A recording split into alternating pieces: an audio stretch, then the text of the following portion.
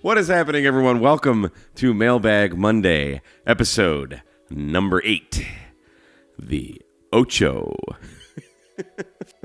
Guys, thanks so much for tuning in to another episode. Got some great questions here that we're going to share with you today. And just want to say a big thank you to everyone from the last episode for reaching out and all your great warm thoughts on my life situation to do YouTube full-time. I really appreciate it. And I also want to mention that if you would like to have your questions answered, shoot me an email, k8mrd@icloud.com. In the subject, just put Mailbag Monday. That way I actually read it and don't ignore it.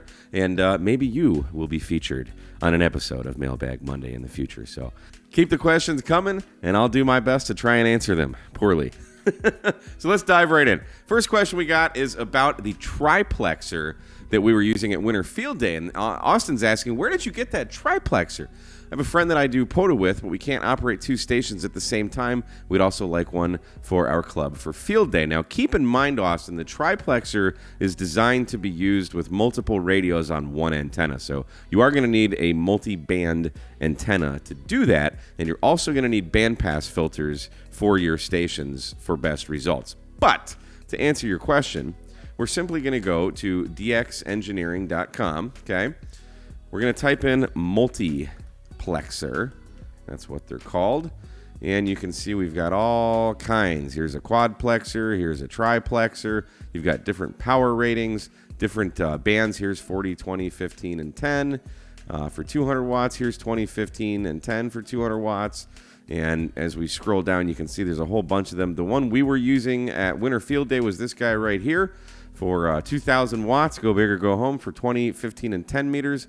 We also used this 20, 17, 15, 12, and 10 pentaplexer when I was in Washington for the Whiskey Echo 4 Delta X-Ray Parks on the Air expedition that we did. Great bit of kit. And you can also get some bandpass filters here. If you just type in bandpass, here's one for 40, 20. So make sure you get these. Do be prepared to spend a bit of money if you really want to get this working right for you. But it's really neat to be able to operate all of the different radios on one antenna. And with the bandpass filters, you're not going to be interfering with one another. So definitely a really cool bit of kit, especially for field days and such, when you're going to have a bunch of people on the air. And like we were using the Buddy Hacks, so multiple bands, multiple radios on the air at the same time. It's amazing how it actually works. The science is beyond my... beyond the scope of my brain compartments, but yeah, really cool. So DX Engineering, looks like they had a few in stock, not too many, but go and pick one up before everyone else does. Moving on, we've got a question about some portable antennas right up my alley. So Todd is asking, he's getting geared up to start activating parks in Tennessee and Kentucky this spring, and he's leaning towards 3 antennas. Why only 3? An end-fed half-wave for 40 through 10 or 80 through 10. A random length end-fed with a 9-to-1 unun for 40 through 10. And a vertical, perhaps a Wolf River Coils, yes. May include a couple ham sticks for 2. Any thoughts or advice on this? Yes.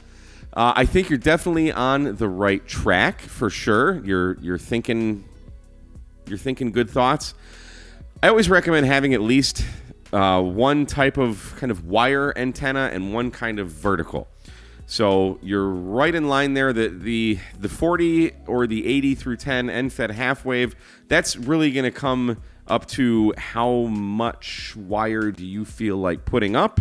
It might not always be the easiest thing to put up 132 feet of wire with an 80-meter end-fed half-wave. So the 40 is definitely a great compromise. You're going to get 40, 20, 15, and 10 with that. Now with the 80-meter end-fed, you're going to get pretty much every band. I think 30 and 17, if I'm not mistaken, might need a little bit of tweaking with a tuner sometimes. Or you might could add an inductance coil about 6 feet off the end with some turns around a PVC pipe.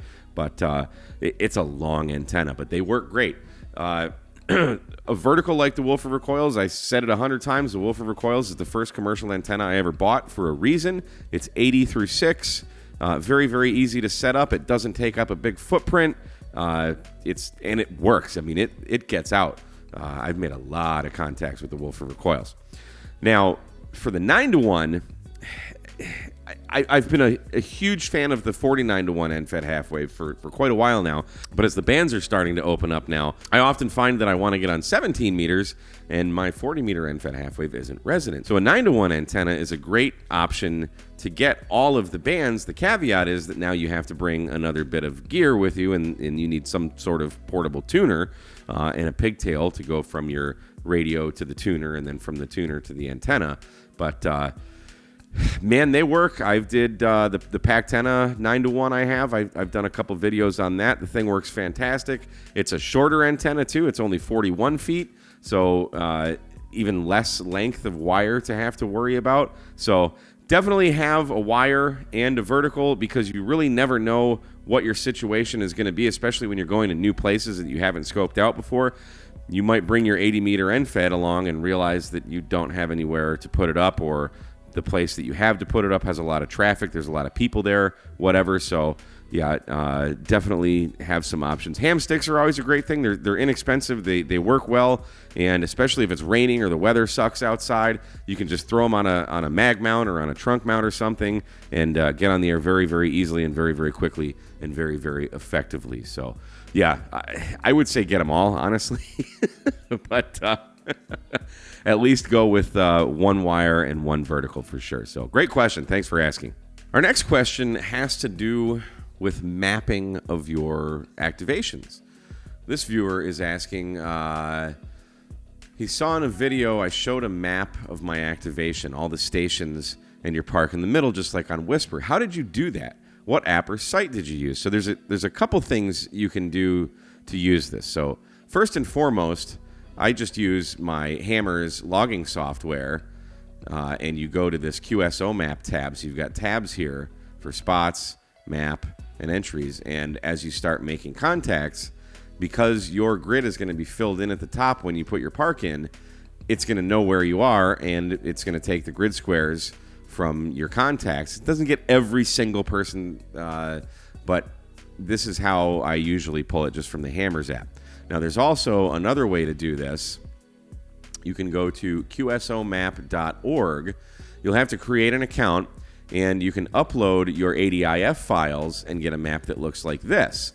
And the neat thing about this is, as you keep uploading your ADIF files, it'll accumulate this. So if you want to see all 50,000 contacts or whatever that you've made over the course of being a ham, it'll show all of them. So really cool. And you can look at different, there's different maps you can have. So this is just a polylines map. Here's one polylines with labels. So you just have to put in your grid square. I'm in EN20 and hit submit.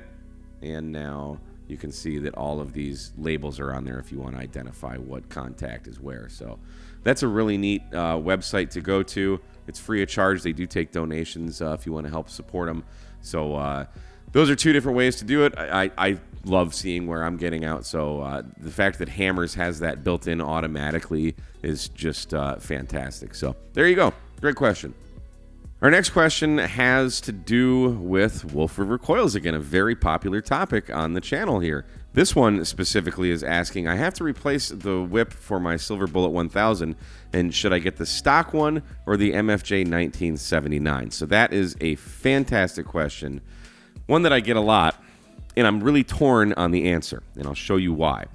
I guess my official answer is get both, but here's, if you don't want to get both, let me give you some pros and cons of each. So here's the stock whip that comes with the Silver Bullet 1000. I believe it's 108 inches long when it's fully extended, and this is probably, I think, about 18 inches collapsed.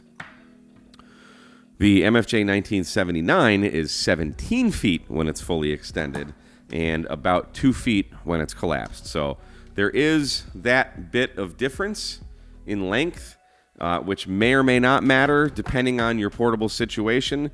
I really do tend to use the stock whip more just because it's smaller and everything can pack down more compactly. However, more radiating element in the air is never a bad thing. So, case in point, I just used this yesterday with a buddy of mine. We did a Parks on the Air activation, and we had the Silver Bullet 1000 mounted right to his truck bed. Now, we didn't take the coil off. You actually don't need the coil with this because this is resonant on 20 meters if you just fully extend it. But we didn't feel like taking the coil off, so we just shortened this. I think we shortened it by one length and added just a little bit of inductance with the coil. And our SWR was like 1.2, 1.3. I mean, it was stupid low. And we ended up just absolutely destroying the contacts. Here's the map. I got a little over 100 contacts last night, and I think my buddy got just about the same. And if you look at the one that's going off the screen there, that's Alaska. We worked Alaska on a Wolf River Coils from Texas. We both did.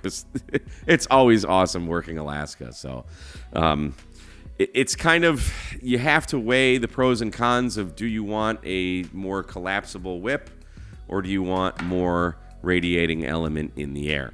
It's especially going to help you to have the longer one on the lower bands, 40, 75, 80, because you have more metal in the air. So take that for what you will. I know that's kind of a wishy-washy answer, but save up, get them both. I don't know. That's my official answer. So anyway, thank you so much. That's going to wrap it up for this episode of Mailbag Monday. If you haven't already and you find value in what we're doing here, go ahead and subscribe, hit the thumbs up button, share it, hit the bell so you're notified when we make new videos. And don't be afraid to submit your questions. Again, k8mrd@icloud.com, and just put in the subject Mailbag Monday. That way I will see it and not ignore it. Anyway, thanks again for watching, guys. We'll see you again on another episode of K8MRD Radio Stuff. 73, guys.